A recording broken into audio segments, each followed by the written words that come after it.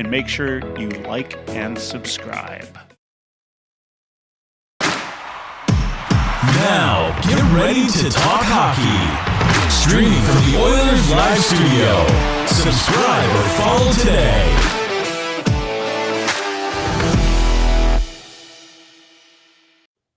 Hey, it's Oilers Live on the drive home. My name is Michael, also known as Oilers Live. I've got my trusty assistant, Dash, in the park as we take our new listeners and our regulars home tonight. We've got joining us for the first half of the show is Mr. Bruce McCurdy from the Cult of Hockey.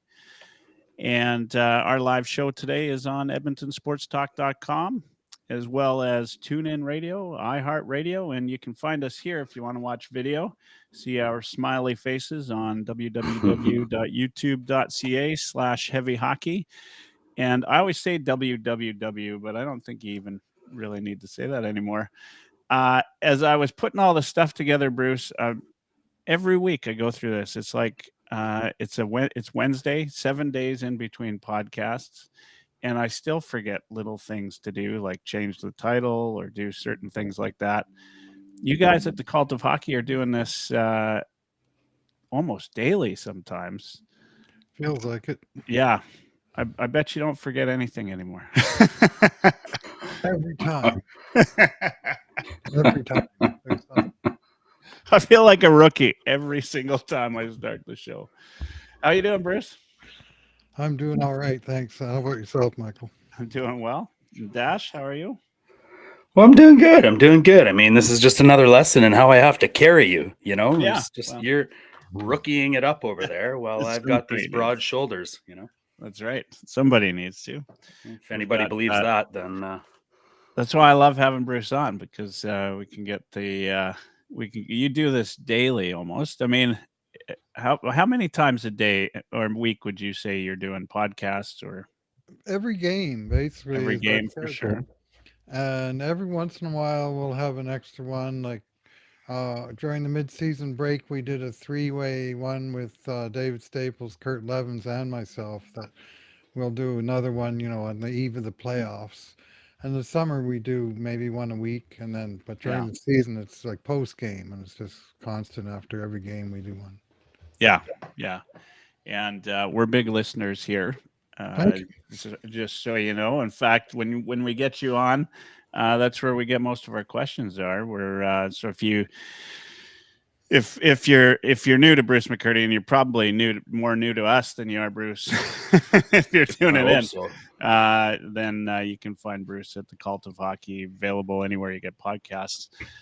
Dash, I'm going to, we haven't seen you for a couple weeks, so I'm going to let you kind of run with it today and pick some discussion topics. We've got obviously lots to talk about, as now we're a little bit past the trade deadline. The Oilers are 7-1-2 in their last 10, coming off of an overtime win with Montreal and an overtime loss against Colorado the game before that. Disappointing overtime loss, I might add. And I didn't get a chance to listen to the Cult of Hockey that game, so I'd love to get a bit of your take on that. But Dash, off to you. Well, yeah, great to be back. Thanks. I think ultimately, you know, it's with Bruce on, I'd love to talk about the game last night a little bit. There's a few questions I had when I was watching, and knowing that we'd have you on, of course, I keep those things in mind.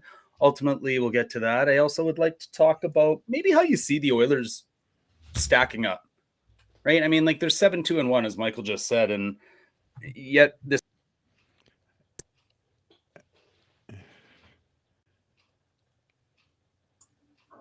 Was it? Did we lose you? No, there I am. By accident. Got my hands going. So, no, I'd like to kind of see where you feel that we're positioned and how you think we'll stack up once playoff hockey starts, and maybe even like matchups, but then if potential matchups, how far we can make it. So, curling all that back, last night's game. The first thing I kind of wanted to ask you, and I know you can give us a kind of a summary on all of it as you go through it, because that's what Bruce McCurdy does and why he's gold. Was Montreal really fast, or did Edmonton look slow? Yes.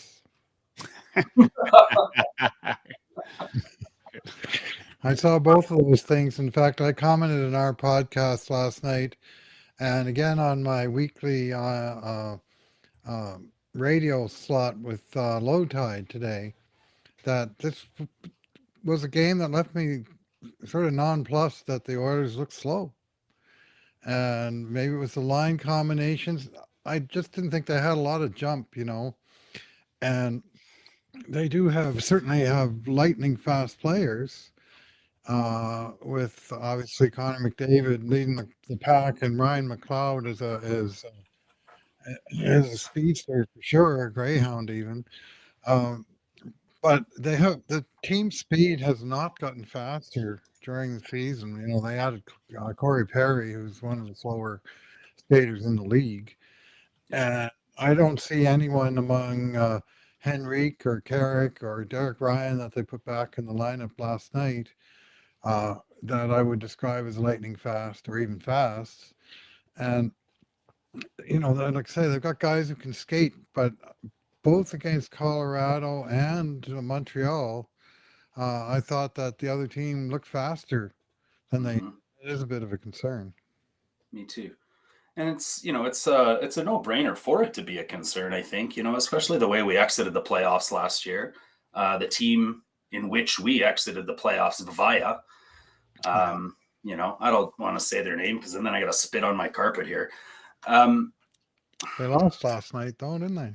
Well, they did, but that team still has the ability to come at you and swarm and come at you with speed and not let you breathe. And it's harder than hell to cycle the puck off of that team. And I kind of see those same type of similarities, or I don't know, I don't want to call them bad habits, but against those teams that have better speed than us, right? Like Colorado, and I think we saw it with Montreal again last night. And I did listen to your podcast, and I heard you say, right, like it's slow moving to those pucks in the neutral zone. I think your words were great. You said it seemed like a team driving the Zamboni through the neutral zone, just right, like pedestrian almost, and losing puck battles. And it is concerning.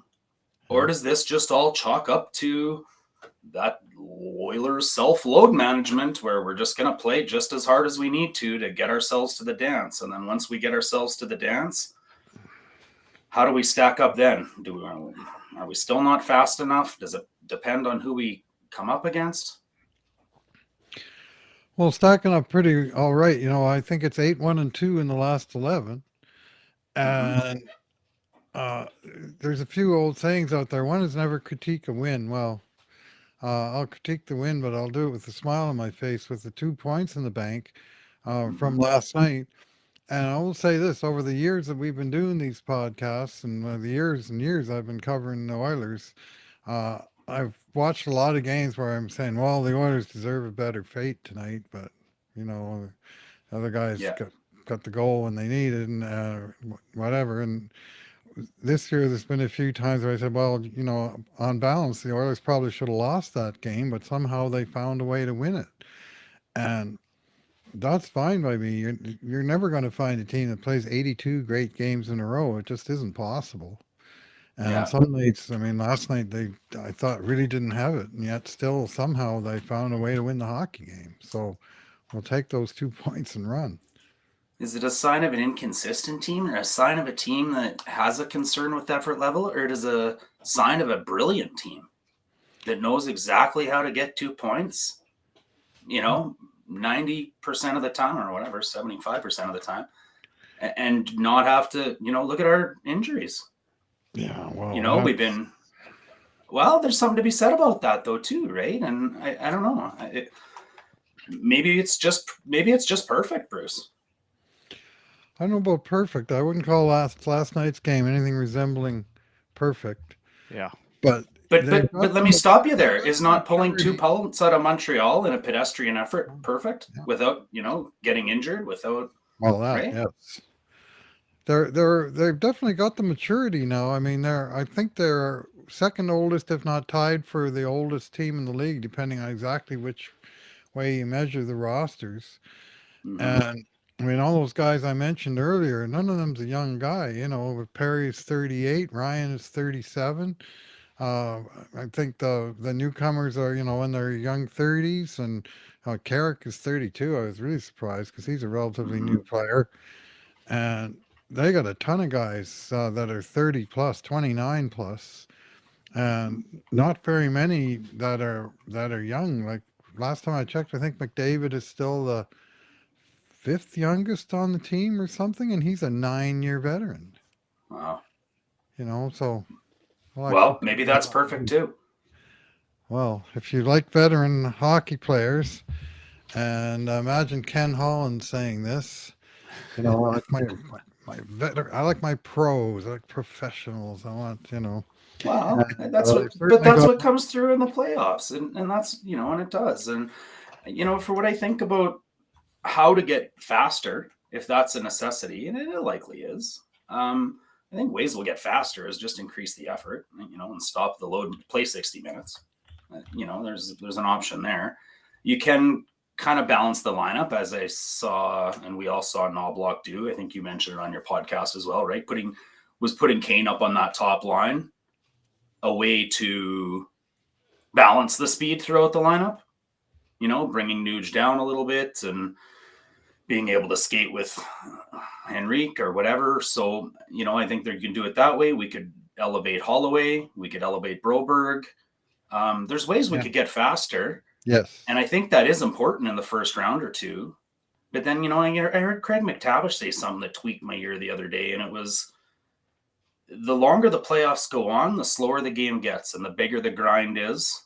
And when it comes down to that, that's when you want Evander Kane and Corey Perry and Sam Carrick and, playoff Fogle and playoff Kulak.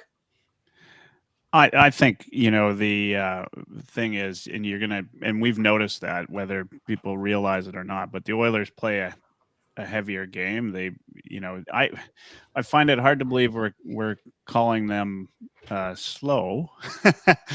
But I do think the line matchups yesterday had something to do with that. And I think, Knobloch being Knobloch, he's cerebral in how he approaches the game. I think he takes a game against Montreal where he expects that the Oilers can somehow pull out a win and says, how do I get a guy like Henrique on the board? We need to get him started. How do we get some of these guys? How do we get Kane maybe motivated, right? And, this is, to me, it was just smart line management in a game that you knew you could still be close, even if your line matchups weren't ideal. And I think they did that. And Carrick showed us, part of the reason why we wanted him on the team, right, was for that strength and that ability to go out there and throw down the gloves right away. I don't know, how much value that brings to the game, but still, that's what you're looking for, right? And he's he's a tough guy, and I just think this was an example of Knobloch coming in and saying, we've got a shot here to win the game without the ideal line matchups. And who knows, right? Sometimes that's when you're going to find out that maybe Nuge and Henrique are, beautiful together, right? I didn't think they were that great together, but yeah. Nuge did bring speed to that line, though, and it did get Henrique on the board, right? And so that hunch did pay off, and I didn't think Kane hurt that top line. I thought he was all over it, to be honest. I'm surprised he didn't score. We have 7 shots or something off the top of my head. I can't remember. But Kane had 4 shots. He had a real dangerous shot right in the first minute of the game set up by Hyman. Yeah. Oh, I was thinking of high danger scoring chances. I thought it was 6-0 for Kane or something. Yeah, he was 7-0 on ice, high danger chances. Yeah. The Oilers had 7, the other guys had none. Now, Kane made a couple mistakes, but they didn't wind up hurting them. And he did have, on McDavid's goal, watch the replay of that the next time. You'll probably see it again a few more times, I expect, because it was a really nice play. Burned around Goalie, and then he burned around goalie and tapped it in. But to have the space to make that play was because Evander Kane bowled his way to the front of the net and occupied the other defenseman to give McDavid a solo one-on-one chance to deke netminder there, Montembeault. And so Kane helped in that way. And I thought he also drew a big penalty in the late going. He had, I think, 3 hits. He was involved in this game, and I thought he did okay on that line. Some people don't like Kane, and they see him bad no matter whether he's good or bad. I mean, he has his bad nights, but well, there's All of them. There's a few Oilers like that, Bruce. Let's be honest. You could put Bouchard on that list. You could put. There are a couple of chats in the on YouTube here that want to approach. And first, I do want to bring this one up. But Lotsberg says, "Give Montreal some credit for making the Oilers look slow too," and Calgary did it to us. And it struck something in me. I hate to admit to this, but I wasn't always an Oilers fan, even though I grew up in Edmonton. I used to be a Habs fan. I completely missed the glory years because I was a Habs fan instead of an Oilers fan. And now I'm sad about it. But when I became an Oilers fan, they were awful. But I loved the fast, speedy play that they had. And so, I'm all of a sudden I'm reminded that, fast, speedy play does not equate necessarily to wins and or Stanley Cups. You've got to have other aspects to your game. So that's one piece. And then we'll talk about Tough Call says the game against Colorado, not something you see normally in the regular season. Maybe it's just the Oilers coming down from the high of that game. Thoughts on that? I'll jump in if you don't mind, Bruce. I think, with Tough Call's comments on, I agree. I think that was a playoff style hockey versus the Avs. Maybe the highest peak of it we've seen all year. So definite possibility, especially when you're coming up against the Habs who don't strike that much of a threat again, and maybe an ability to self-load manage. But yeah, Lotsy, totally saw it against the Calgary game as well. Any team that's been able to plug up that neutral zone, take away that hitch pass, take away McDavid's speed, tends to make us look slow, of course, because so much of our speed is based on McDavid. The thing is there's a few ways to get through a tough neutral zone, and you can either skate through it, which McDavid can do, Broberg could do if he came up, Holloway could do a better job of, or you can dump and chase. And man, like we just finished talking about this, it seems like for the last 10 years, we've had nothing but skilled speed, players, that can all the way back to Gagne, Cogliano, and Nilsson be in our top line. You know what I mean? Like we've been talking about needing grit. We've been talking about needing some meat for how long, bring in Hyman, who's got a motor that never stops, bring in Connor Brown, that's got a motor that never stops, bring in Evander Kane, who's Evander Kane. Henrique and Carrick will both gladly punch you in the face, and Perry will get punched in the face. So, there's a whole lineup of guys that can play that way now. We've been begging for it. We got it. And that's how you beat the neutral zone trap. You just go dump and chase and beat the hell out of them. Recency bias says you can win a Stanley Cup by bullying another team. Look what the St. Louis Blues did. Yeah. Bruce? Yeah. I lied, by the way, earlier. Connor McDavid is the fourth youngest player on the last time I looked, Dylan Holloway was still on the team. Now he's not. Right. And so the Oilers don't have on the current roster a player who was born in the 21st century. Right? Wow. Evan Bouchard, 1999. He's the youngest. Ryan McLeod, Stu Skinner, Connor McDavid. And, you're already talking about, McDavid's 27 years old. He's the fourth youngest guy on the team. They have no ELCs currently on the team, not one. But when you look at the Colorado Avalanche, guess what? They got no ELCs either. Their backup goalie was born in 2000. He's played like 8 games. Their youngest skater is Casey Middlestad, who they just picked up in a trade. They traded a younger guy, Bowen Byram, to get Middlestad, who's 25 years old. He's the youngest skater on the team. And he's got over 300 NHL games. And Cale Makar is sort of tied with him for being young, and he's got 300 and some NHL games.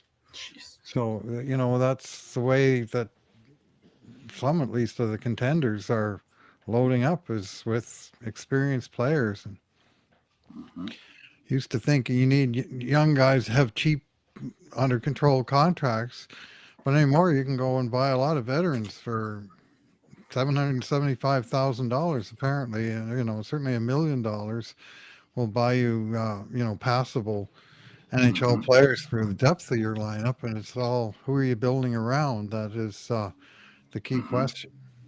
ELCs were important before we destroyed the middle class of the NHL hockey player, right? There's teams now that had to send out ELCs because they pay Right. $9.50. Yeah. And they could fit a 775 and they couldn't fit the 950. There was a couple of ELC guys that got squeezed like that this year. That's how the market has changed in in the cap era. It's really it's a really dynamic element to the game, the whole salary cap thing. Couple things that jumped out at me there too when we were talking, like we've been talking for how long, we needed grit, we need more grit, we need more toughness. Well, those same sentences in the same breath as we've needed more D, we need another top pairing D, we need another, well, my God, like Matthias Ekholm might go down as one of the best trade line deals in the modern era. Like to have 3 years left on that man's contract. What if we come up against Nashville in the playoffs this year and they're paying part of Ekholm's salary for our team? Like, I just looked it up actually. How's this? Yeah. The Oilers are 58, 22, and 5 since we got Ekholm. Goals for 317, goals against 232. Okay. A 85 goal differential. In 85 games, eh? 84, 85? Is that? Yeah, 85 games played. That's right. Yeah. Ekholm himself is plus 60 in that time. And that's like plus 45 at 5-on-5. And then, the plus minus system includes some odd goals that have people criticizing the system as a whole, empty net goals, shorthanded goals. We kind of mix things up a little bit. But show me a guy who's plus 60, and I'll show you a guy that's outscoring the other team, whether it's even strength or other situations. Like, there's no, you don't fluke your way to plus 60. You don't, no. And talk about what you said last night, Bruce, about Craig Muni. Oh, yeah. Yeah, he's the last Oiler to be as much as plus 30 in the season was Craig Muni in 1988-89. He was plus 43. This was the post-Gretzky season. That was kind of a tough season for the team, but not for Muni himself, who had a very good year. He was an underrated defenseman for a long time. I mean, he was, I've been saying for much of the season, you want to say, is Cody Ceci belong on your team? Well, people used to say on your top four, pardon me. People used to say, does Craig Muni belong in your top four? Because he doesn't look like a top four. All he did was play solid defense and get results. And that's what Cody Ceci had been doing. And lately he's been fighting it, and we've been hearing about it. Incredible. Yeah, and I think he's getting his game back. Yeah. For sure. And incredible that we've never had a player over plus 30 ever, other than Craig Muni. Years. In that 35. Oh, yeah. Sorry.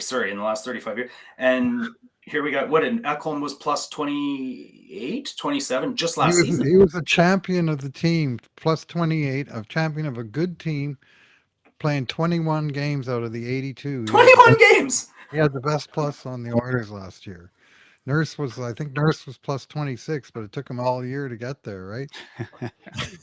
Like cashing in Barrie for Ekholm and then having Bouchard step in and take that rollover and become potentially a top 20 defenseman in the NHL himself.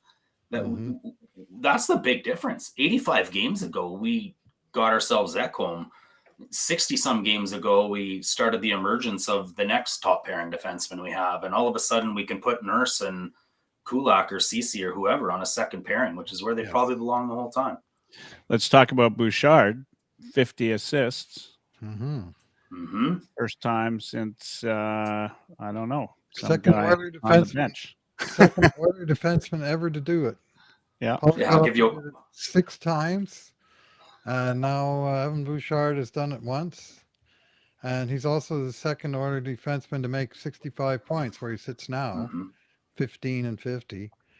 And Coffey also did that 6 times. And of course, Coffey's top end is way out of Evan's range, I think, ever. 48 goals, 138 points he got in 85, 86. Yeah. Good luck with that. But Bush is, he's now tied for 5th in the league in defense points with Noah Dobson. There's a little pack of them right there, and Quinn Hughes has pulled himself out in front by a little ways, and I think is going to win the Norris Trophy this year personally. But it's his emergence has been critical, and the timing of that trade, where Barry, who was kind of blocking his way, certainly to the power play and also just to offensive minutes, that they had two right D on two different pairings that were getting those minutes, and he went out. The power play opened up for Bouchard, and at the same time, the guy they brought in to be his new partner. I mean, you couldn't have ordered that from Acme and gotten a better developed guy perfect for the job. Like what an outstanding fit to play alongside Evan Bouchard, and Right. Bouch is just taken off. It's wonderful to see. Speaking of defensemen, what do you guys think of Stetcher so far? Now that we've seen a couple of games, Bruce. I mean, you guys at the Cult of Hockey often look at game events happening in game. Thoughts on Stetcher and how's he looked from your point of view? I'm really still getting used to him. He's such a weird skater. I was saying to Low Tide today, he skates like a marionette. Like all of his body parts are like all over the place. Yeah. And it's not that he's ineffective. It's just he's very, very unusual. He's not super fast, but the guy is fearless. I'll say that. I went to his first game, and he was playing left defense with CC, so there's a challenge for you. And he was okay in that game, not great. And I thought couple times maybe I thought he'll look better on his natural side. But geez, he went after one puck where the Washington guy was bearing down on him, and I'm thinking he's gonna, arrive second somehow. And nope. He got in there, he got a stick on the puck, he chipped it up the boards, and he got crushed. And he bounced up, and he carried on, and the puck went out because he got stick on puck first. That matched exactly the scouting report that came out of Arizona from there's a guy there named Schmaltz, Jordan's brother, who's an insider, and he put out a tweet right at the time of the trade saying he's 5'9", standing on a phone book, but he's got the heart of a lion, and he talked specifically about his courage and ability to get the first touch on retrievals. And so I watched specifically for that, and I got a brilliant example right in the game I attended, which was a very fun night, by the way, the Washington game. So that was a fun game for sure. And it's funny because it was maybe what Washington needed, because now they're back. Now they're back. Yeah. I mean, after that game, I thought they were done. I thought that was like a stick of fork in them, but maybe that's exactly what they needed. Even in fact, in that game, I thought Ovi looked pretty close to being human, and he looked real good. Skinner absolutely stoned him. Oh yeah. He made 3 outstanding saves and a 7-0. Like Ovi had 7 shots, and he was, highly noticeable. But he just couldn't beat Stu Skinner. So that's a guy that deserves a little bit of credit. He's getting some, but there's still a lot of questions about him, and people say, "Well, show me in the playoffs," and that's fair enough. But I also can think back to Grant Fuhr in his rookie season. After being runner-up for the Calder Trophy to Dale Hawerchuk in his case, and he went into his first playoffs, and the Kings absolutely shocked the Oilers with one of the biggest upsets in NHL history, and Fuhr got lit up. They lost a game 10-8 in that series. And his save percentage was .853, and people saying, well, he's got talent, but boy, does he have what it takes to be a winner in this league? And of course, he answered that in subsequent years and turned out to be a pretty darn good goalie when it mattered most. And so that's the template. Whether Stu Skinner is going to follow it, who knows? But I wouldn't write him off based on one playoff year, or any player for that matter. Yeah. Yeah, and speaking of goaltending, we're going to do that in the second half, but I'd love to get your opinions on it, because I brought up in our heavy hockey group chat today, is it time that we really start talking about the revelation that has been Calvin Pickard, right? Like, this guy has come in and has been exceptional and very consistent every game that he's played.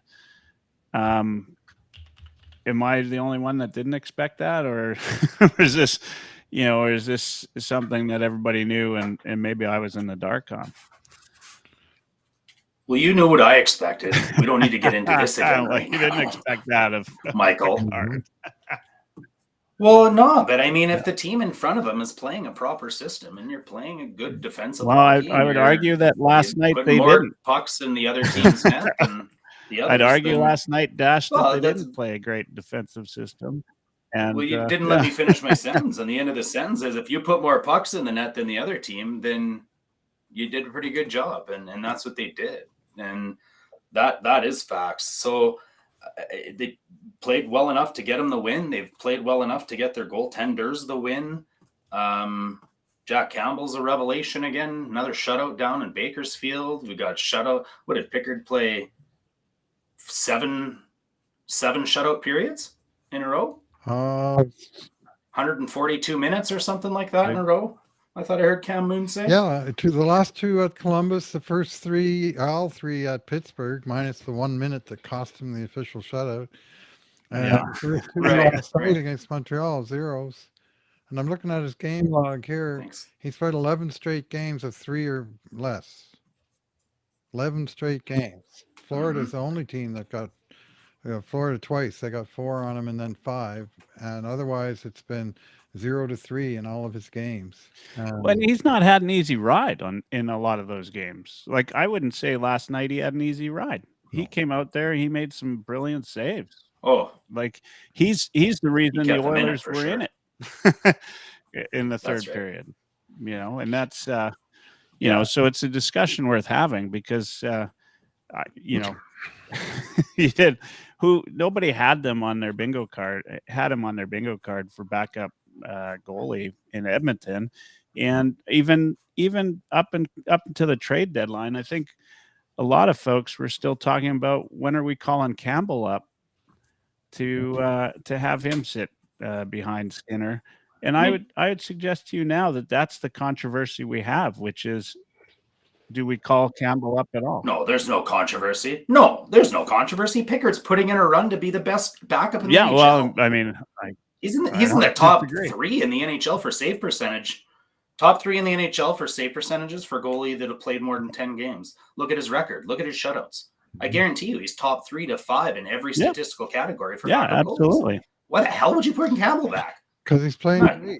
That is no debate there whatsoever, man. Not in my mind. Campbell comes back at the end of the season, I think, because, his contract's been in the way. I think technically they could call him up now and run with a 3-headed monster. Yeah. I'm not sure that that's what they want to do. But at first it was like, and the problem was all year, if they called Campbell up, not only would they have to waive Pickard, but they would also have to send out another player to make room for the buried or the unburied amount of, the buried amount of Campbell's contract. And so it was a no-brainer. They just had to keep Pickard. And the idea was a lot were thinking, well, Pickard's fine for now, but sooner or later he's going to burst. And that just hasn't happened. He's been strong in game after game. And one of the most popular guys. He's popular. Well, so is Jack around Campbell. the league. But in the NHL, Jack Campbell in his last 5 games has given in 4 goals. So that's not a bad guy to have in reserve. Like, Twitter was quick to get on him though when he had an unlucky one bounce off his back. That one's just a highlight reel. Unlucky goal. What are you gonna do? But hey, I want to just say one other thing. I didn't get a chance to comment on Stetcher. He was way smaller than I expected. Right? Like, I remember him in the Vancouver days. I remember playing against, LA, or having seen him in LA uniform. I just don't remember him being that small. And it's funny that I won't say who it was, but the person that I was watching the game with said he skates like wacky waving inflatable tube guy. There you go.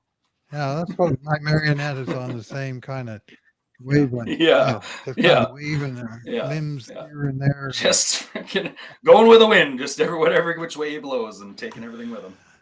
Yeah, it's a very unusual style, but he's a feisty guy, and he won't back down because he's smaller. That was apparent when he was in Vancouver. Like, that was one of the things I admired about that guy right when he first came in the league. I thought, well, I think the great thing is he's shown to be capable, right? Like, which is what we wanted, was a capable seventh guy. Hey, played 4 games in the playoffs a couple of years ago and had 4 points in 4 games. And really, at the end of the day, you just need defensive depth and you need warriors. And he's a warrior. Good enough, right? What else do you want out of your 7th defenseman or your 8th defenseman? You just want a guy that can step in and take pucks in the teeth like Chris Russell or whatever. The Oilers going into the end of the season, Bruce, hopefully we get you back before then. Your thoughts? Do you think they still have a shot at first in the Pacific? I mean, obviously they do mathematically. But what are your thoughts? Like, is this team good enough to do that? I know they, if they were to win their games that they've got in hand, they'd be 2 points back. So obviously it's follow-up question. Do you want them to do that? I think you want to finish on a high note, no matter what. Yeah. I want to win a division title for the first time since 1987. You bet. Yeah. That was when Paul Coffey was an Edmonton Oiler. Just saying. He's back. Back on the bench again. Got D-men taking runs at his records and stuff, or at least getting on the same page with them. And coincidence? I think not. He'd been coaching for 11 games, and he'd already coached the first D-man since him to have a 10-game point streak.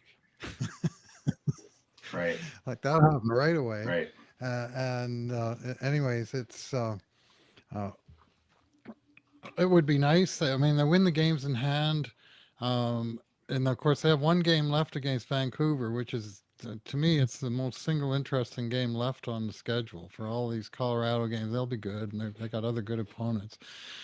But if the Oilers don't show up for that game, I will be very concerned, because I'm going to be wondering what's it take to motivate these guys after they embarrassed you twice in Vancouver and stole a game that you outplayed them in Edmonton.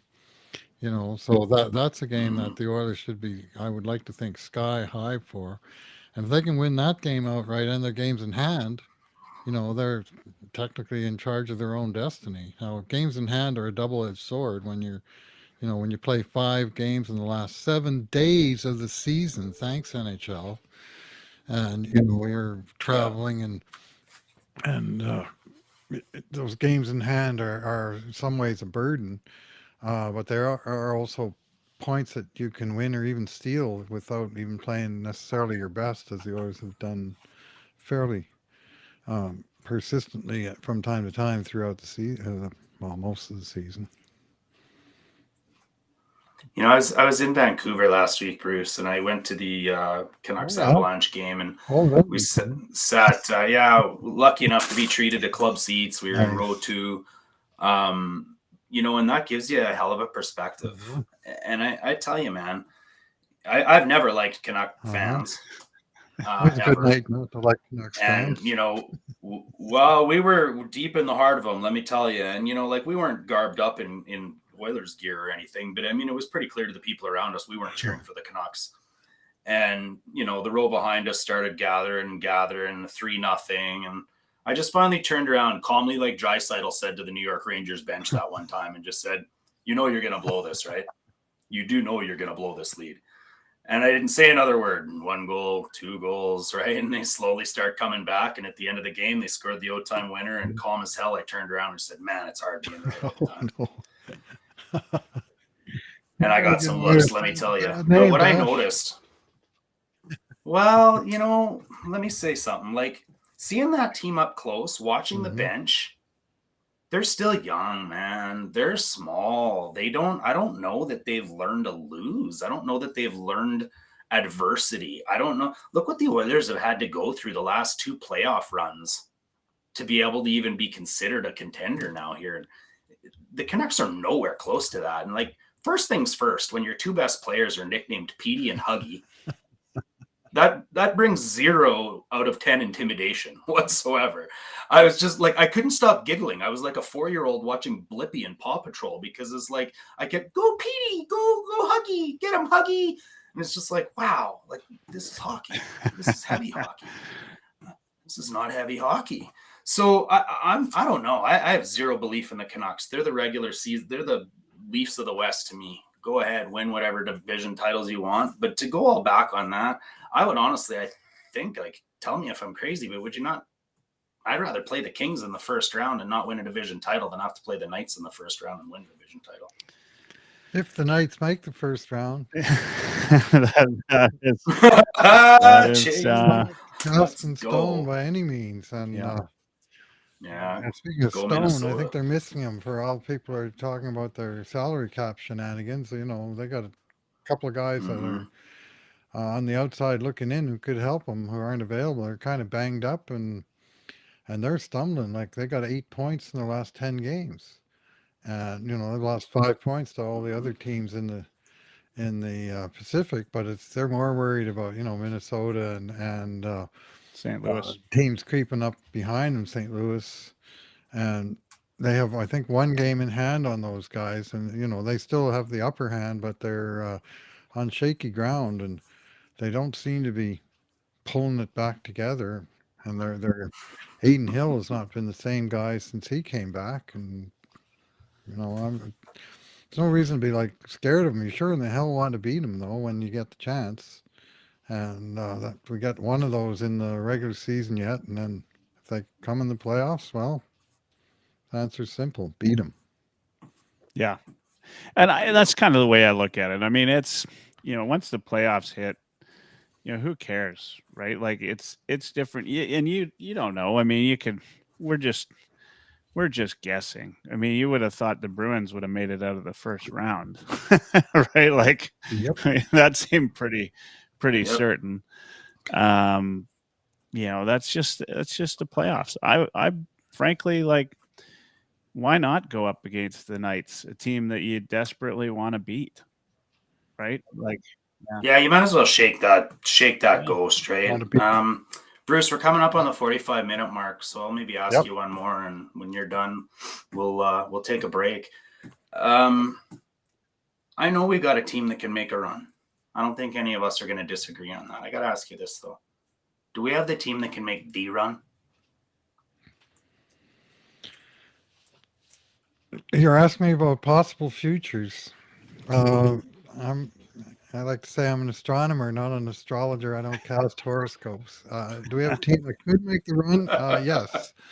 Playoffs come down to, as my friend Lowtide likes to say, individual events that happen in isolated moments, like that puck that popped 10 feet over Jack Campbell's head last night and came down in the net. You're going to predict that? No. That's going to happen? Is it going to affect a big outcome sometime along the way? 90 seconds in Game 5 versus the Knights. Man, those 2 penalties. Right.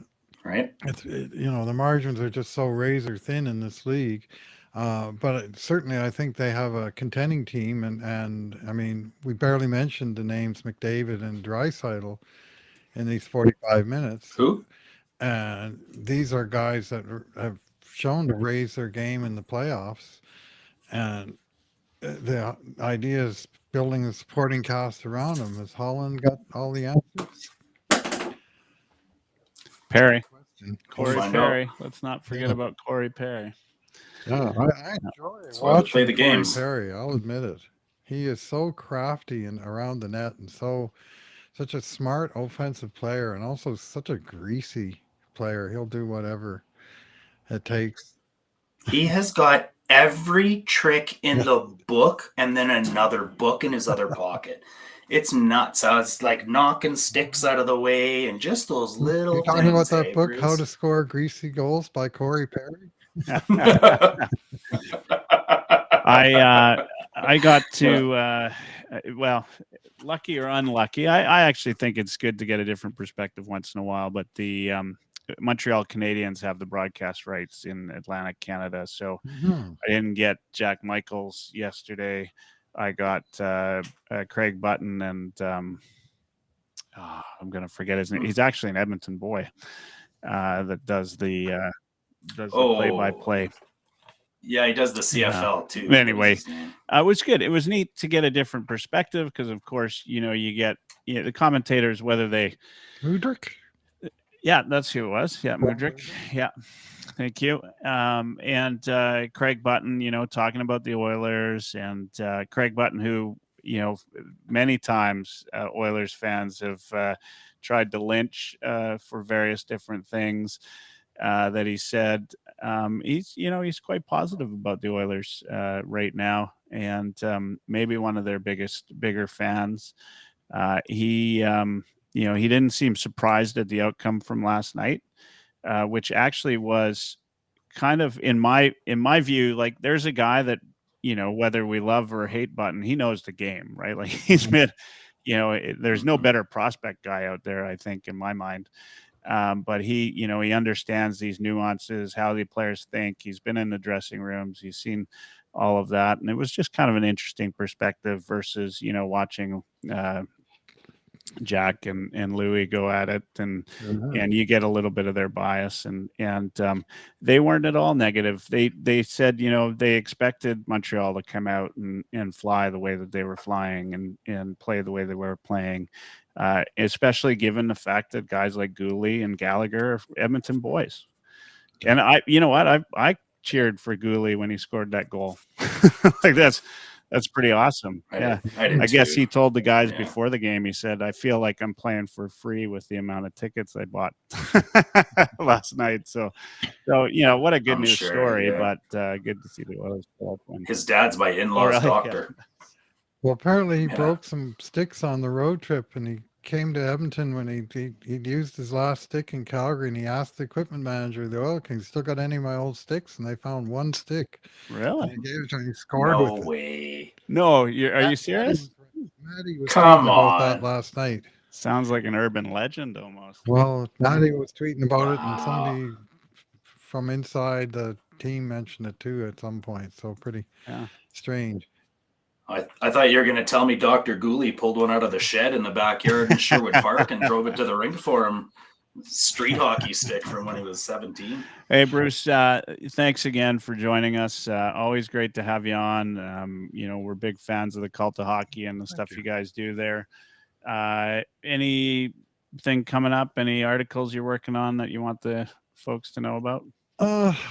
Well, we're just sort of grinding our way through the stretch drive game by game, and and we have at least one post every day, whether it's game coverage or team coverage in between times, and it's the general focus is on the here and now, and I drop the historical things once in a while, or at least mention them in passing as we go, but basically it's Oilers through the stretch drive and playoffs, and my pleasure to join you both, gentlemen. It's always fun.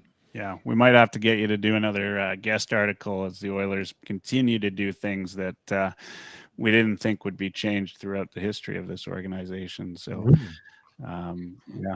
the Paul Coffey effect. Yeah, absolutely. All right, this is Oilers. Yeah, thanks, Bruce. This is Oilers Live from the Heavy Hockey Network. We're proud to be a friend of Edmonton Sports Talk. When we're back, we've got Ryan Lotsberg, senior writer from Heavy Hockey, and Bob the Goalie, senior something. And if you want to interact with us live, join us here at youtube.ca/heavy hockey. We'll see you right back shortly. Evan, Bruce, and the rest of the fantasy hockey hacks right here on Edmonton Sports Talk, Wednesdays at 9 p.m. Mountain, or tune in at youtube.ca/heavy hockey, and make sure you like and subscribe. Looking for a hockey fix? We've got editorials, fantasy hockey, monthly brackets, and more. Go to heavyhockey.com. Hey, it's Oilers Live Tuesdays, a regular 9 p.m. Mountain Time, now streamed live on EdmontonSportsTalk.com, or tune in at youtube.ca/heavy hockey. Make sure you subscribe. Oilers Live Podcast.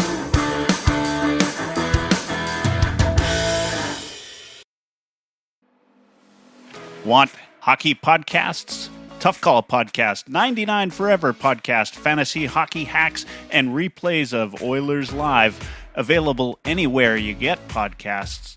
Just search for Heavy Hockey Network or go to heavyhockey.com. That's right. We need your help. We need your subscriptions. Make sure you subscribe at www.youtube.ca/heavyhockey.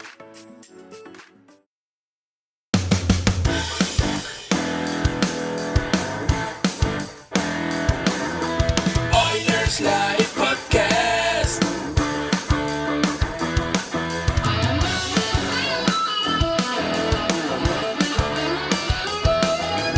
Oilerslive Podcast.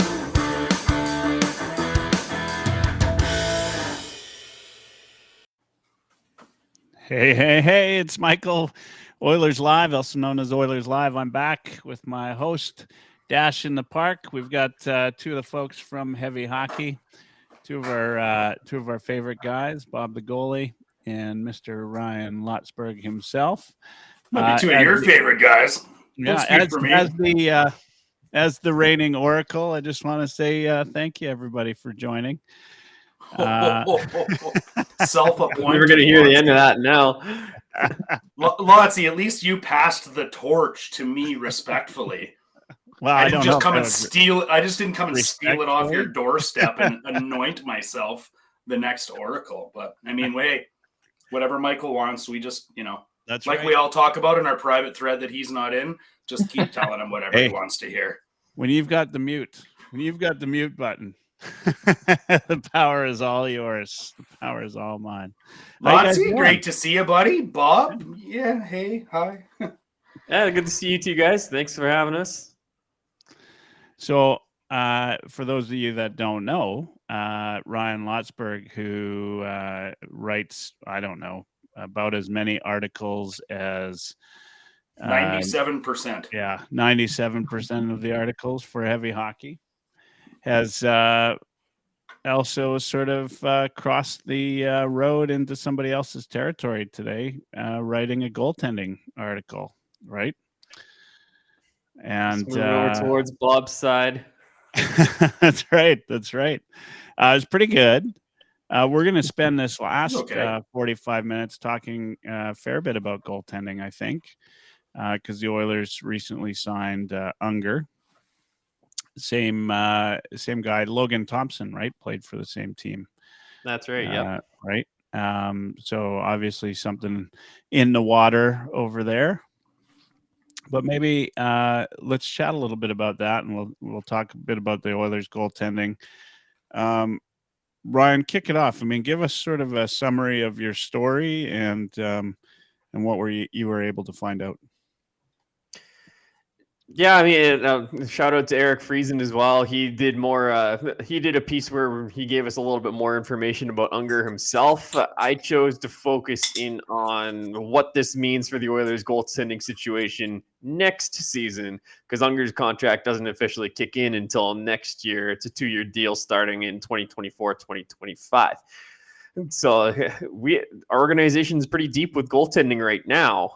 But there's a whole bunch of scenarios that could play out this offseason where we could suddenly be pretty thin at the position. So I think the Unger signing is a bit of an insurance policy just in case. I'm not sure whether he'll be in the ECHL or the AHL next year. My guess is the ECHL, but we'll see how it plays out with Ryan Fanti as an RFA and then Calvin Pickard as a UFA. And who knows what's going to happen with Campbell this summer. Fanti won't be back. That's my thought too, Dash. Like he had his own 2-year deal coming out of his college career, and he's spent most of this season injured. He didn't play all that well last year. His numbers look pretty good this year, but I'd agree. Like a 24-year-old guy stuck in the ECHL, not a prospect this Oilers group is going to be married to. I asked it to somebody in Oilers Ops, actually, and got it from 2 different sources that Fanti's not going to be back next year. Well, there you go. That's kind of what I thought, but that's the confirmation we needed. Yeah, he had a tough go. This year. Bob, your thoughts on the Oilers goalie depth. I'm sure you had some chance to see some of the highlights from Unger. I know you're a big goalie fan. What are your thoughts on that? Well, first off, I also want to give kudos to Eric Friesen and Ryan Lotsberg here for those articles in regards to that new signing. I thought the two package well together. Actually, it's a good little 1-2 combo there for sure. As much as I wanted to have a beef about you crossing the goaltender territory, I thought you did a bang up job there, Lotsy. So that was a really good read. I did go look up some of Unger's highlights. I'm very impressed at his movement from the sites from the footage that I saw. He seems to be pretty quick, especially with his feet. He's got the unproven and professional realm of things, so it'll be interesting to see how he adapts. I totally agree, Lotsberg, in your article about the future of the goaltending when it comes to Fanti, and I guess Dash has kind of confirmed that we probably won't see him back. I really like the scenarios you put in that in the article into possibilities that might be happening. Kind of the wheels are in motion. Some of the stuff that's going on behind the scenes about what could be coming up. I'm a big Rodrigue fan, so I definitely have lots of hopes that he'll be our number 2 guy next year and behind Stuart Skinner. But a lot of it will be dependent, like you mentioned in your article, Lotsie, about Campbell's contract and kind of the money that's bagged down with that.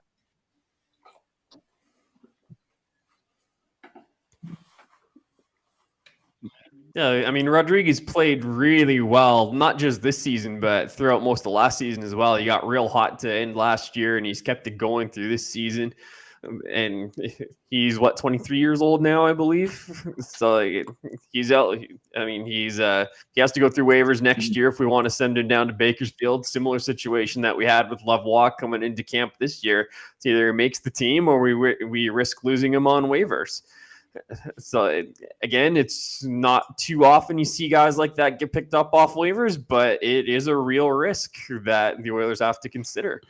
So if Pickard leaves in free agency, you lose Rodriguez to waivers at training camp. Suddenly, you're pretty thin back there. Well, and isn't that been the number one complaint from a lot of folks over the years? Is the way the Oilers have had goalies in the system? Like there just haven't been a lot of goalies waiting in the Oilers system, right? Rodrigue is probably the one that we've grown the most. And Bob, you like him, you see him, but we don't. This is unusual territory in the last 20 years for the Oilers to have a guy like Rodrigue sort of bake a little bit longer, right? And have a chance, right? Well, Skinner was there for 1 year, right? No, I think 2 or 3. I think he had a year and a half. I think this was the plan from the start when what they envisioned when they started drafting these guys. I think they saw it in the future kind of thing that we have a potential to have a Skinner Rodrigue combo here in the next 5-6 years or what have you. But also we had a guy named like Konovalov was in the system too, and he was fairly highly touted and had the potential to be a starting goalie down the line, but just never really panned out for him on the professional level, which is unfortunate. So at one point we did have decent goalie depth. I think that's one of the reasons why we didn't draft a goalie there. The higher rounds there for a couple of years. Like everybody's jumping on the Jesper Wallstedt, the fact that we skipped over him. Like we had like 5-6 goalies in our pool at that time. About 3 of them that had potential to be starters down the line. So at that time, we didn't really have room for another goalie per se. Now, in hindsight, of course, you see guys fizzled out. You see a Campbell thing bust there on the NHL level, and so now, of course, everybody could point fingers and say like, well, if we had Wallstedt, we'd be saved.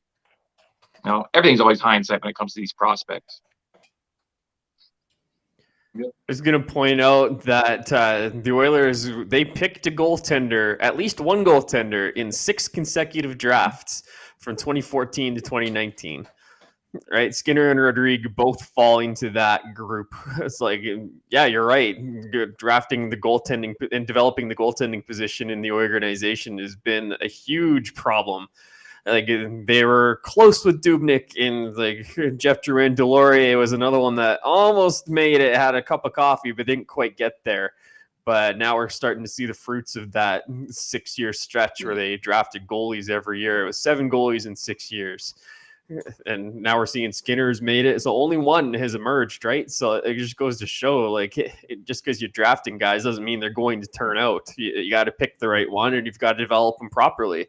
So Rodriguez is tracking nicely. We'll see how it turns out, but they could potentially have 2 homegrown goaltenders as soon as next year if things go a certain way. So we're getting pretty close to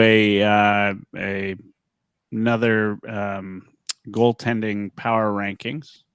Your last goaltender power rankings, of course, we didn't see Skinner on those. Is Skinner moving up? So the one thing I keep getting asked is, do I feel like am I saying these are the best goalies in the NHL right now?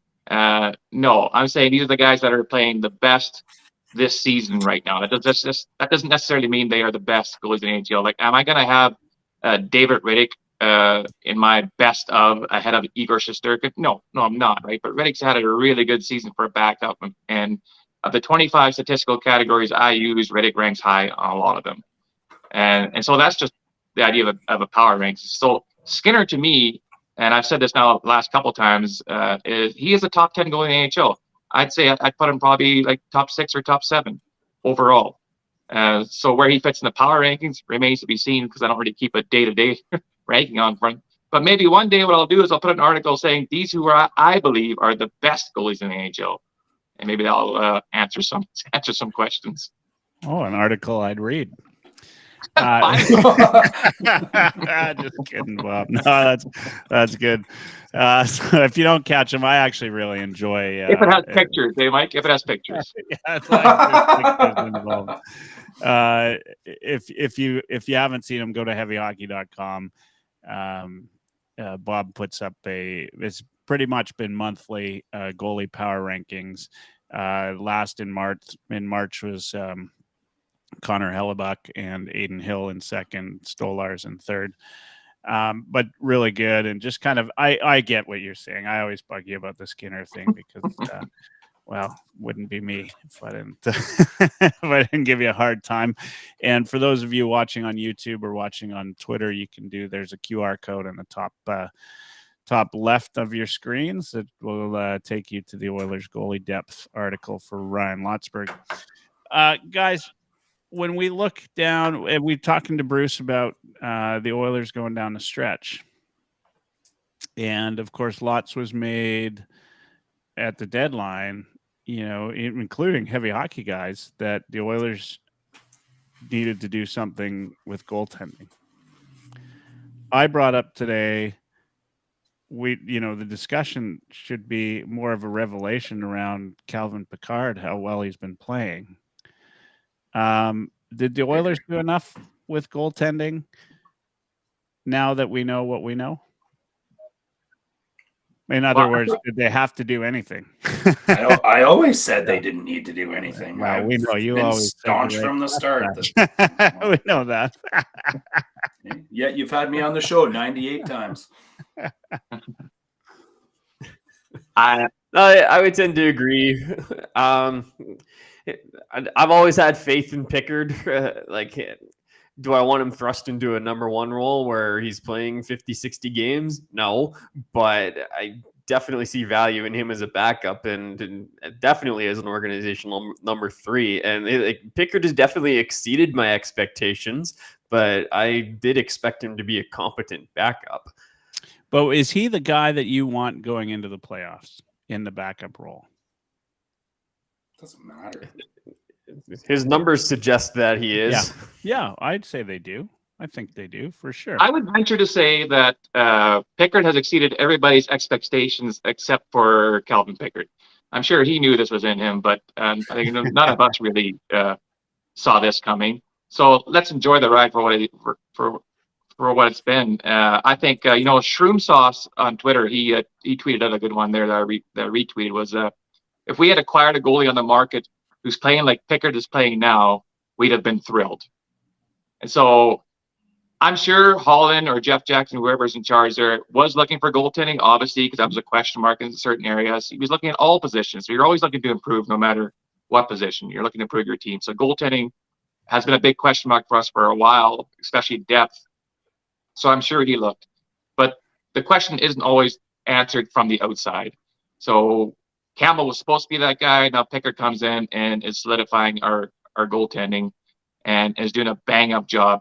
Having said that, I think we enjoy what we're getting from Pickard now, because chances are, and Lottie alluded to this in the article, that we probably don't see Pickard in Oilers jersey next year, especially if we're going to try to go with the Skinner Rodrigue thing, because the risk of losing Rodrigue on waivers is absolutely huge. Yeah. Good. Good point. Yeah. And Pickard is actually putting up numbers. You obviously, sorry, go ahead. No, sorry, Mike, but Pickard is putting up numbers that he hasn't put up since 2017, when he's kind of the de facto starter in Colorado. Like, this is only the second time in his NHL career he is in double digits for wins. And this is in front of a good team again. And his best goals against average of his career. He's like, we mentioned this in our chat there, Michael, about him being consistent. Yeah, I think he's been, as consistent as Stuart Skinner has been, especially since we picked him up. And that was back in January, I think we picked him up, wasn't it? Or 17 games of the season is when was his first start. And Skinner's numbers have been better since then too. Obviously, we had that really crappy start to begin with. The whole team kind of stank it up, and Skinner took a lot of brunt for that. And his game wasn't where it is now, obviously. But Pickard's really given us some confidence where when he's in net, we don't see a big step backwards, or even really a small step backwards from what Skinner's been providing for us. Yeah.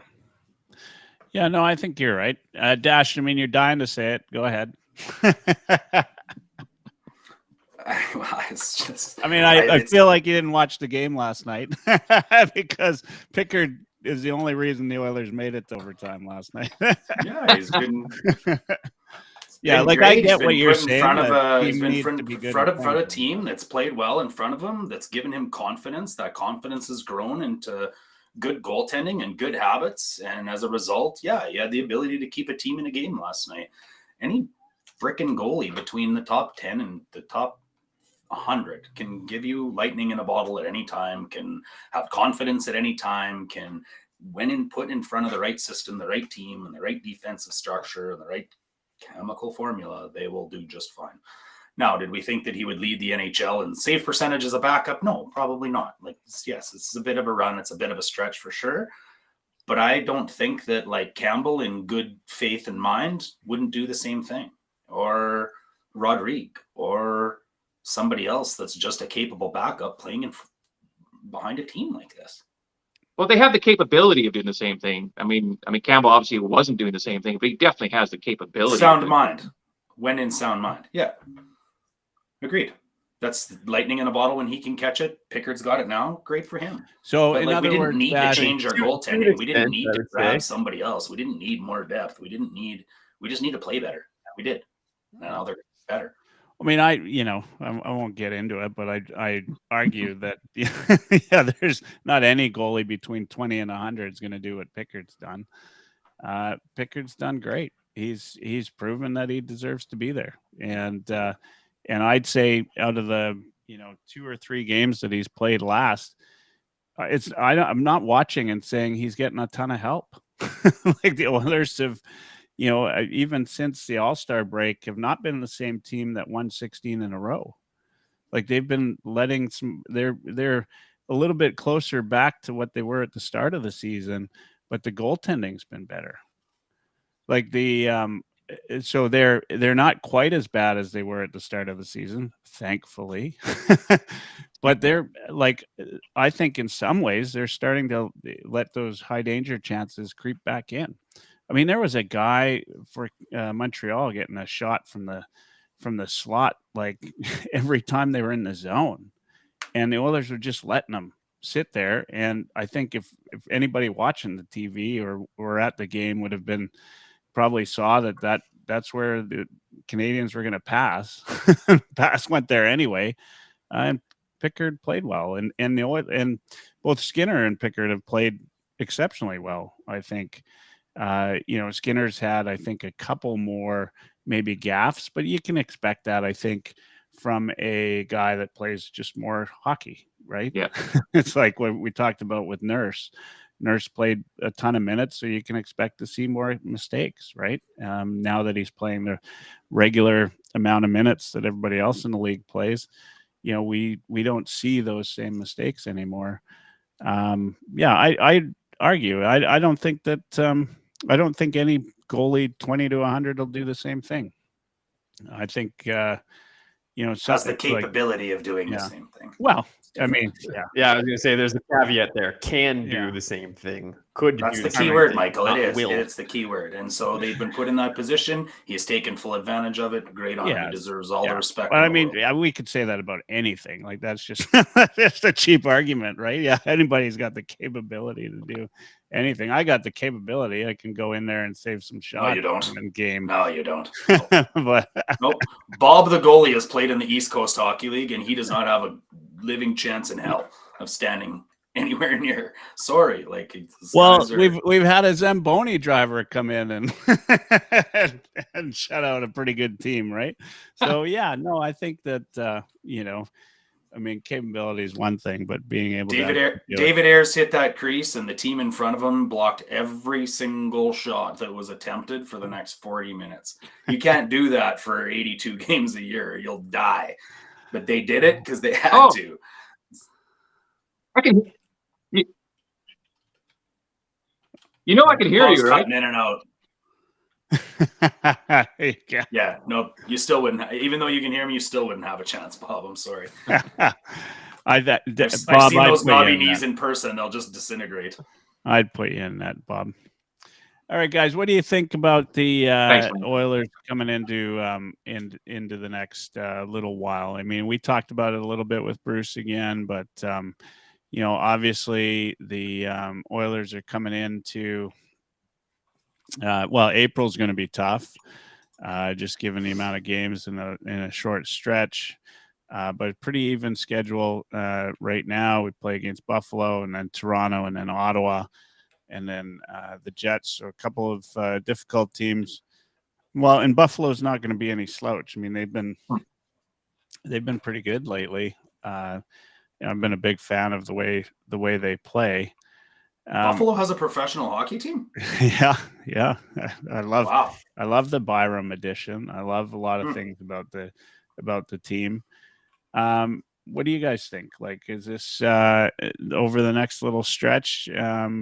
How does this look for these Oilers? What are we going to see from them? Is this team going to be better than they were last night, or is that closer to what this team is?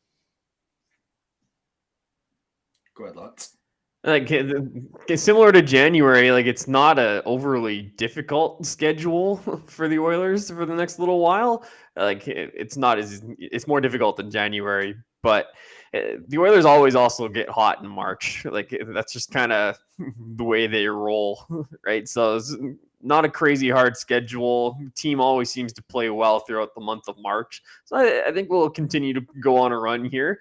They're going to have nights like last night where a lower team might surprise them a little bit, or they just don't play up to their capability. But they're still grinding out wins in that situation right now. Right, like the Columbus loss and that Buffalo loss. There's two recent ones, but aside from those, they've been clipping along at a pretty good pace. I think that'll continue. I think, first off, you got to give Montreal some credit there for that game too. They have the perfect road game strategy for a crappy team. They slowed the game down. They didn't give much for skating room, and when they had the puck, they just kind of lollygagged around with it. Like they really made it a boring game, hoping the Oilers would get frustrated and make a mistake or force something and then capitalize on it. So I think that was, we won the game. It wasn't pretty, but we found a way to get to 2 points. And this is definitely a results-oriented business here. Having said that, these games like this against Montreal, against Buffalo, we got Ottawa coming up. They're all kind of these lower tier teams where other teams got to try and figure out a way to beat the high-flying Oilers. They might do similar style. So we're learning how to win these games as well. And these are dangerous teams because they got nothing left to lose. Guys are playing for roster positions next year. And these are all the pressures on the Oilers for these games, because these are actually, if we lose these games, they are unacceptable losses. The Colorado game is almost an acceptable loss because that was a great game. It was a playoff-like game. We fought hard and we just lost, right? We can swallow that easier than we can, losing 3-2 to Buffalo and 4-2 to Columbus, because these are unacceptable losses against really crappy teams that we have to win. We're leaving points on the board. So this little hot-cold mess we're going through, Buffalo's a cold team, Toronto's a hot team, Ottawa's a cold team, Winnipeg's a hot team, right? I mean, that's going to be a good little measuring stick here, games kind of to see if we can keep a level playing field and keep a consistent game going. And don't forget that the Toronto-Ottawa game, that's a back-to-back one too, right, in Ontario. I think he's trying to get your attention, Bobby. I think you meant to put yourself on mute there, Dash, but hey, sorry, I didn't. Hey, buddy. Hey. All good. All good. Sorry. Hey, Radio Land, we're here if you want to listen. You use the people yelling when I'm talking. So. That's right. That's right. Sorry, my kid was saying hi to me. Yeah, all good. All good. No, you know what? I love what you're saying, Bob. That's 100% true. You got to win. Some of those games are like, they're sad when you lose them, right? Like Columbus. I mean, that's just, but here's, I'm kind of at this, like, I can't wait for playoffs now, right? Like, I think we know what the Oilers have. And what I love, though, about now, between now and the end of the season, is like a game like last night, and I said this when Bruce was on, is like, this is where I think having a really good, really cerebral coach is going to make all the difference in the world, right? Like, here's a guy that, is like, putting lines together and seeing what's going to work, right? Like, what a game I don't think we're giving a Knoblauch enough credit. Like, it's Montreal. Like, yeah, why not put Nuge on with Henrique and see what happens, right? Like, I think, this would have been a dumb game to put Draisaitl and McDavid back together, right? Like, this is a game where, if the team plays hard enough, they can eke out a win, right? And they did. They eked out a win.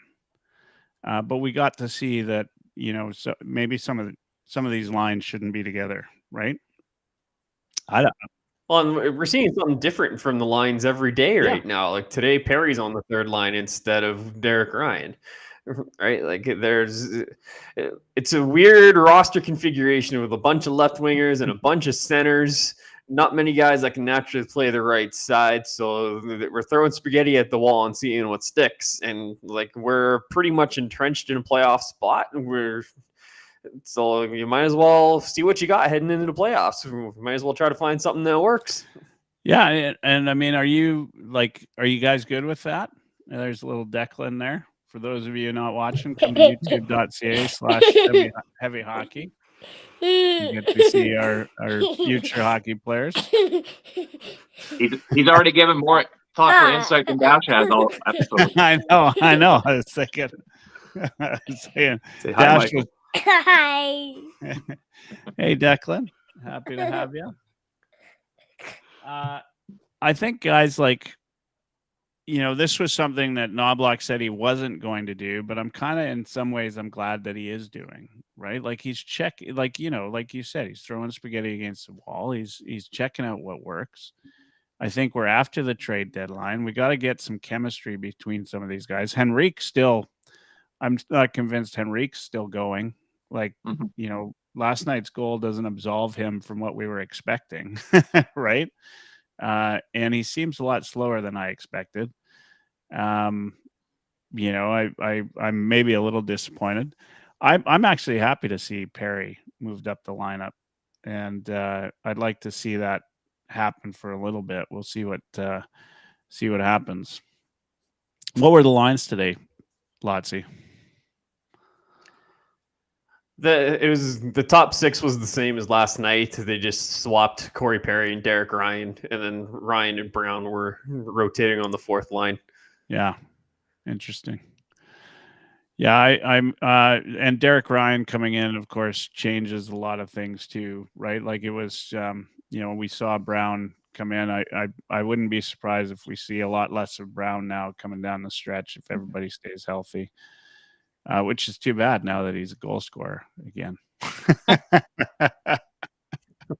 I think Henrique's transition is a bit slower because of the responsibilities that he has, or that we're wanting him to have. So he is predominantly a top six type of player, and he has more. There's more responsibilities to go with it. So that has more to do with the speed of his lines, the systems they play. Like, it's, in all honesty, it's easier for Carrick to make the transition because his role is a lot more one-dimensional than Henrique's is. He gets to go bang bodies, pick the odd scrap, and hopefully bang in a rebound in somewhere. Just make sure you don't get scored on, right? Henrique has to carry certain elements. So it's taken a while for him to find his rhythm on this team, but I'm pretty confident. We got, like, was it 15 games left or so? I'm pretty confident we have time to get that rolling. Yeah. Any concern from you, Lotzi, with Henrique? I wouldn't say concern. Like, I think it's not like Tyler Toffoli going into Winnipeg and scoring 4 goals in his first 2 games. It's like, that's not what you need to expect from Henrique. And if that was the expectation, then those need to be adjusted a little bit. Like, Henrique can do so many different things for your team, and we just need to figure out where we need him most, if that makes sense. Like, I don't think we've quite figured that out yet. We don't quite know exactly where the best fit is for him yet. And there's still time to figure it out. I think by the time playoffs come, we'll see something a little more steady. Got a selection of Swiss Army knives on the team, right? Like with Nuge and Ryan McLeod and Henrique and these guys that can keep slotting into both the center position and the wing position. It's going to take Knobloch some time to find that perfect chemistry, I think, for sure. That's a good problem to have. 100%. Like I said, it's a good problem to have these guys who play anywhere. So you're absolutely right. Bang on there, Dash. Knobloch is right now juggling these pieces around to see what'll work best for them for a playoff run. So yeah, like you mentioned, Michael, in regards to putting Nugent in that third line Montreal game, why not? Let's see what that does. Like, maybe that's something we can build with. We got 15 games here or so to figure it out and to try some stuff. And we're still getting wins out of it. They're not always pretty, but we're getting wins. Yeah. Yeah. And Desharnais, he broke his finger, right? Is that what happened? Yeah. In the fight. So he gets, we get to see a little bit of Stetcher. I think this is, I don't know that the Oilers have been in this position in a while, right? Like, they've obviously been pretty good. They were good down the stretch last year. But I think they had to be. And right now, I think they're the kind of team that'll motor along at a 650 rate, no matter what you do with this team right now. Like, I think this is kind of where we want them to be at this time of the year, and then move into those last in April, when they got that ridiculous, what is it?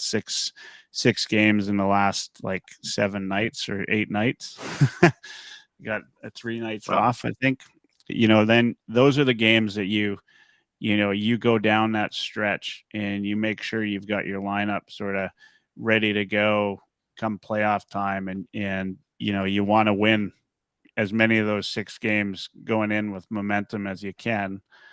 But right now, I feel like last year, even though the Oilers were so hot, they still didn't have this kind of like lead into the playoffs where they could tinker around and do things. Like, I feel actually this is about as good as I've felt in a long time with this squad, that they, a game like last night, as much as Oilers fans hated to watch it, they're still eking out a win. And I love it. Right. Like, I just love that the, Knobloch and the coaching staff can do a couple of things. And the fact that, Desharnais goes down and we've got Stetcher now that can pop in and play some games. And we want to see Stetcher play, right? Like, Desharnais,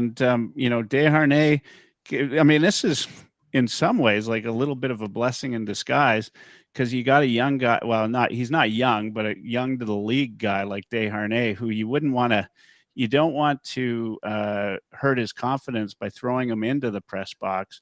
But now he gets a chance to watch from the press box and see how the team plays, and maybe look at some video and do some of these things that it's like a brilliant excuse to get him up into the press box to look at the game a different road. And you know this, Bob, like you've played high level, right? And so you know that seeing the game from a different angle, your own team, makes a big difference in how you approach your own game and how you approach that. And I think I'm just saying, and the homer in me is coming out, but man, I just love the position the Oilers are in right now.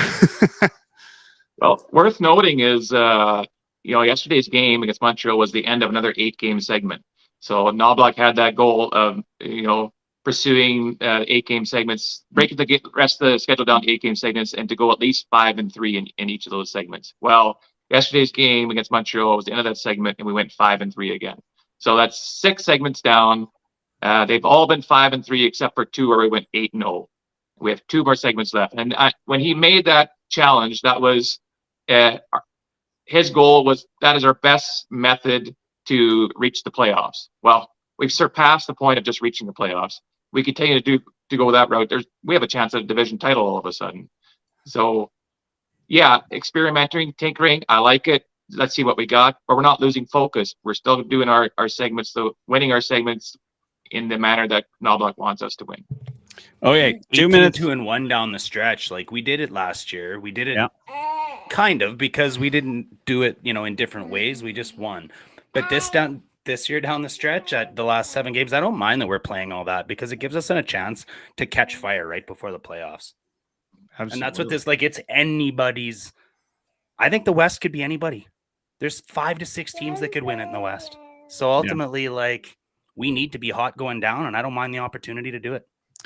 We got 90 seconds left, guys. Your Oracle prediction between now and next Wednesday. Start with you, Ryan. Well, you're putting me on the spot here. I haven't even looked that closely at the schedule, to be honest. But, yeah, I'll say that. What do we have? 3 games in that time? Yep. 4. 2-1. 2-1. I think we'll get Buffalo back. Let me look at the schedule. 4 games. We got Buffalo, Toronto, Ottawa, and the Jets. Let's bail Lotsie out here. Okay, we got Buffalo. I think we can come back. I don't think they liked losing that last one. So I'm going to take a win against Buffalo. Toronto, I don't know. In Toronto, Connor almost always shows up. Hockey night in Canada. I like that. Those odds too. Ottawa, I don't know. I'm going to go 2-1-1 or else 3-1. And I think the Jets are going to give us fits. Bob, you got 30 seconds. Clean sweep. We're winning all 4 games, but I want to take this opportunity to give a shout out that the ladies Oilers group is having a women's Oilers night on April 6th at the Rocky Mountain Ice House for raising Sexual Assault Center funds again. It's a Battle of Alberta hockey game there too. There's 8 tickets left, so 8 lucky ladies out there still have an opportunity to go have that night. All right, and I'll leave it at that because we're done. Have a great night, everybody.